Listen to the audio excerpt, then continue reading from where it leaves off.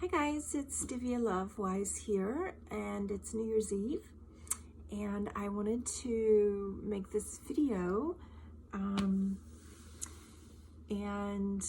kind of give you an update as to what I'd like to start doing today and moving into the new year.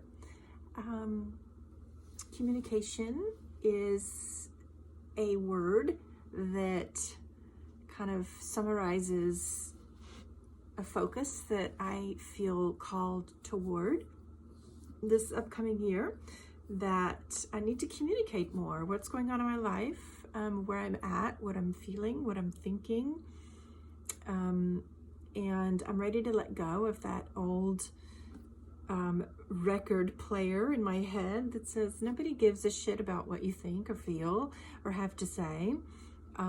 So those old self-degradating thoughts, bye-bye. We are putting those in a bubble and blowing them away. So those cannot come into 2020 with me. So I'm going to start with this video here in my living room floor. I just finished a wonderful meditation, and I thought what better time to move right into what I vision myself doing and how a way to serve. So that's my intention, is to let this be a service to you, whoever you are that may watch this video. Just to give you a little about myself, my name is DivyaLove Wise. Some of you who may know me personally for many years may know me as Lori Wise, but my spiritual name is DivyaLove, and that's what I generally go by. And I live in Mountain View in an intentional community, and I love it. I've been here about a month, and I feel like all of my prayers for many years have finally been answered. I wanted to live here in an intentional community within my spiritual family, which is Ananda. And so I'm here, and I've been really grounding in and nesting in over the last month. And so I want to continue moving forward with what calls me from deep inside my heart, and that is to just make a video or write and share with you a little bit every day. I just thinking about calling it DivyaLove on the daily, and in some form, in some way, I'm going to share daily, whether it's a video, a photo, a blog post, or a Facebook Live, or something. In some form or fashion, I'm going to share a part of my real life every day, and what I'm thinking, what I'm feeling. And the reason I feel like this might be of service is because I do have, my physical body has some health challenges. So that's why I feel that it's past time for me to start being more vocal and sharing more about what's my struggles are and what my challenges are and my successes. And my feeling is they will be hopefully of inspiration and connection with you, so that if you're going through some of the same things, you may be able to feel inspired or connected to someone, me or others, by me sharing my experiences. So today what I thought I would do is tell you a little bit more about myself, and then start with live well with one spirit. This is, I have a lot of books, and they're all very uplifting and positive, and so I want to share with you from this book today, Live Well with One Spirit. And just to tell you a little bit more about my health challenges, which are still a little challenging for me to talk about, but it's getting better. It's been a decade plus, a decade and a half that I have had, there has been a virus in my spinal fluid in my brain, and it causes recurring viral spinal meningitis and encephalitis. So this virus is a common virus that a lot of people have. It's just not usually found in the area of the body where it is in my body. So that's what categorizes my health challenge as rare. So not a lot of people have it. So there's not a lot of, there's no cure. And there's not really a whole lot of treatment, just antivirals, and then managing the symptoms.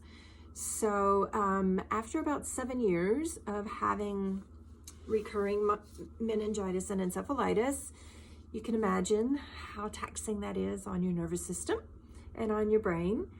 And so finally, my body was triggered into ME/CFS about the 7-year mark. I think it was like December 2016.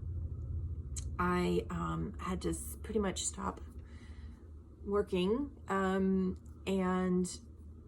ME/CFS is myalgic encephalomyelitis, and also known as chronic fatigue syndrome, which chronic fatigue is just one of the many symptoms of this challenge. So I have those two challenges, and the prognosis is not good.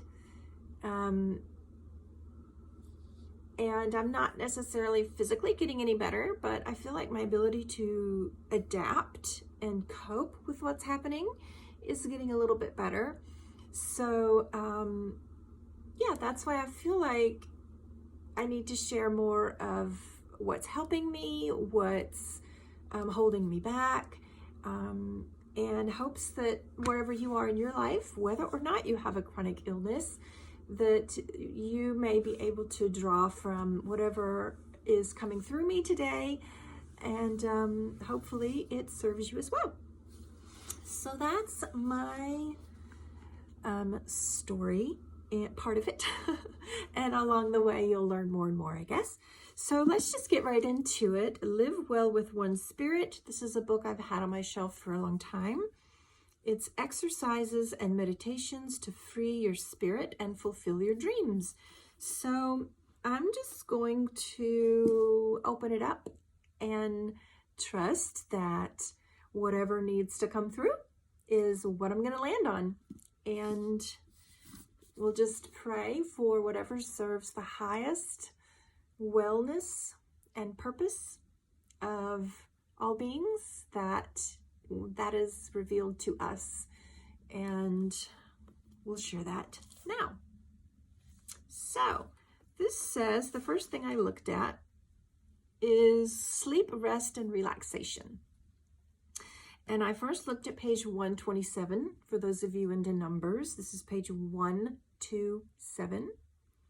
And it says blissful bed. So I'll show you the image. If you're like me, you're really visual and you like to connect those, visuals that you can see with things that you're hearing about. So this is the page here.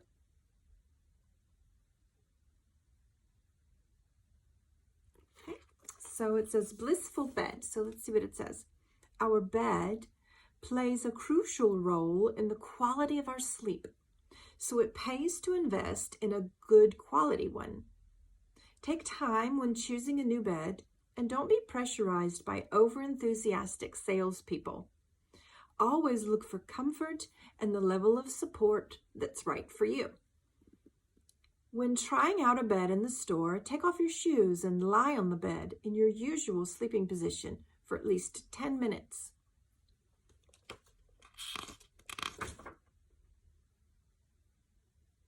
So that's what it is. So this is talking about bed.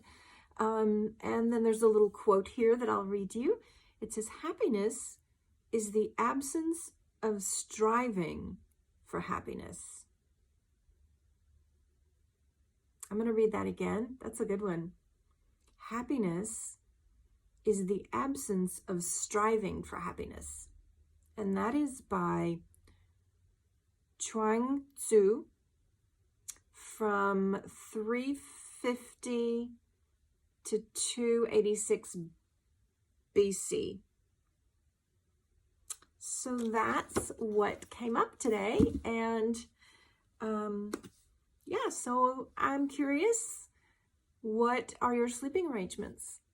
Is your bed comfortable? Do you feel rested when you get up from your bed, or is your body really sore? Because that does play a role in our bodies. I personally have what's called a purple mattress. It was actually my son who recommended it to me. I've never heard of it before, but he said I was moving recently and needed a bed. And so he suggested a purple, and I researched it, and that's what I ended up getting. And it's really comfortable. I love it. And, you know, I take extra care in my bed because with chronic illness, I do spend more time in my bed than a normal, healthy, active person. So for me, my bed is like my sanctuary. I really do take the time to get good sheets. I just got some sheets. So my Black Friday sale shopping was online, and I got 2 sets of 1,200 thread count sheets at Macy's for like $30 each, which is, I mean, if you know anything about sheets, that was a really good deal.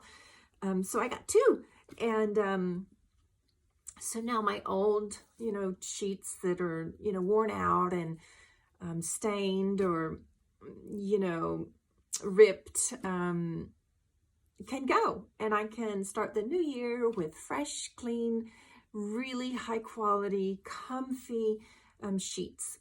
I also have a fluffy down alternative comforter with different duvet covers that I will change out, you know, every month or so, and that's a lot of fun. And I like fluffy pillows, and I have a teddy bear that I sleep with, and I have I just really try to make my bed be like this beautiful royal sanctuary for a queen, that I feel loved and special when I'm in it, and that it's just this place that holds me here on earth and is the most comfortable place I know.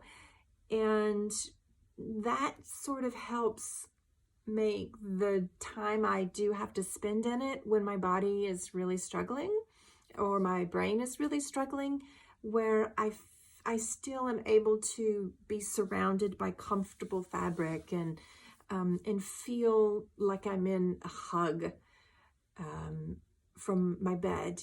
And it does help me feel a little better. So anyway, that was my share for today.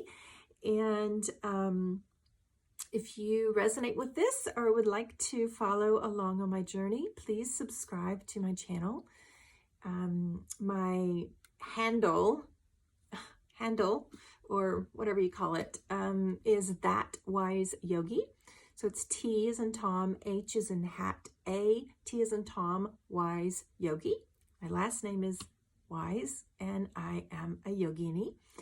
But I don't identify with a specific gender of yogi, so that's why I picked yogi, that hopefully one day I'll transcend, you know, the duality of being a yogi or a yogini. So it's That Wise Yogi. So that's where I am on Twitter, on Instagram. Facebook is just my name, DivyaLove Lori Wise. And the YouTube is That Wise Yogi. So thank you for following along and for watching this video. And wherever you are in the world, I send you New Year blessings, and I send you strength and courage and inspiration to hear what is calling from deep inside you that needs to be addressed, that's going to make your 2020 even better, or wherever you are, whenever you watch this. And I invite you to give your bed a little extra oomph and warmth and love and comfort. So until next time, namaste.